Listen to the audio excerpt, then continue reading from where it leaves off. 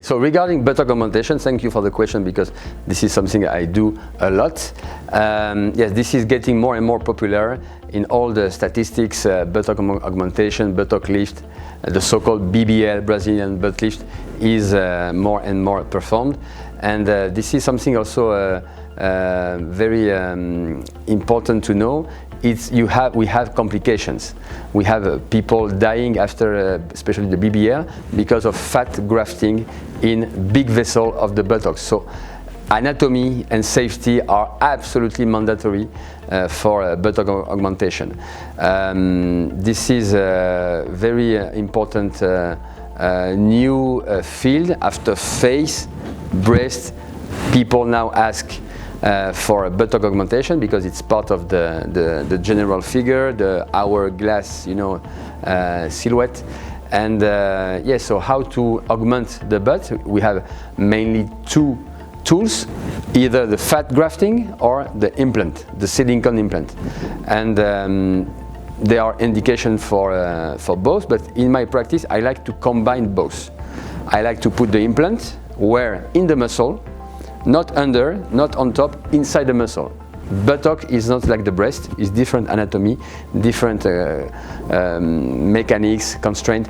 So we are putting the implant in the muscle. And the fat grafting, where we used to do it to inject it in the muscle, but as I told you, we had complication, fat embolism with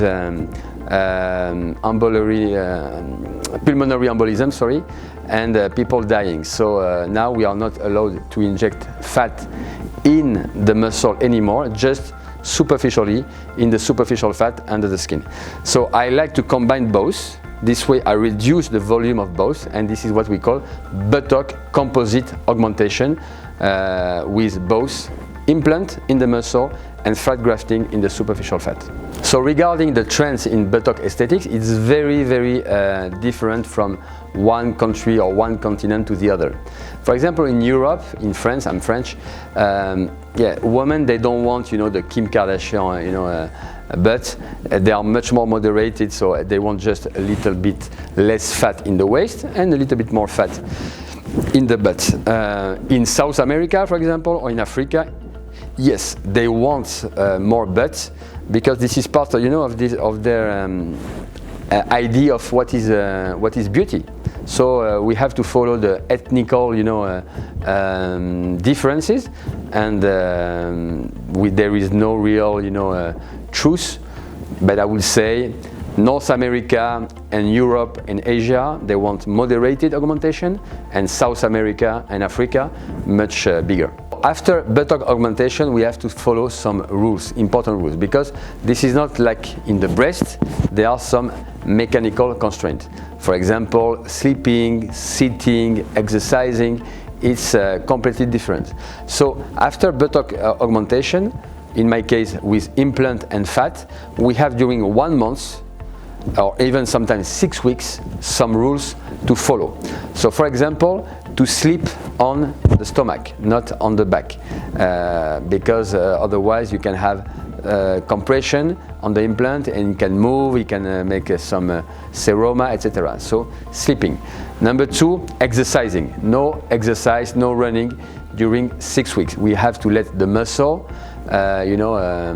really healing to avoid any extrusion of the implant out of the muscle.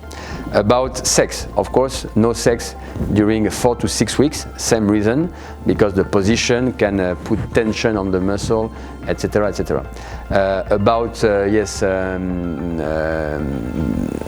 the bath or the shower, we don't allow any bath, maybe not 6 weeks, but let's say maybe 2 to 3 weeks to let the skin healing good, and that's it. So we have to educate the patient that buttock augmentation is not like the breast.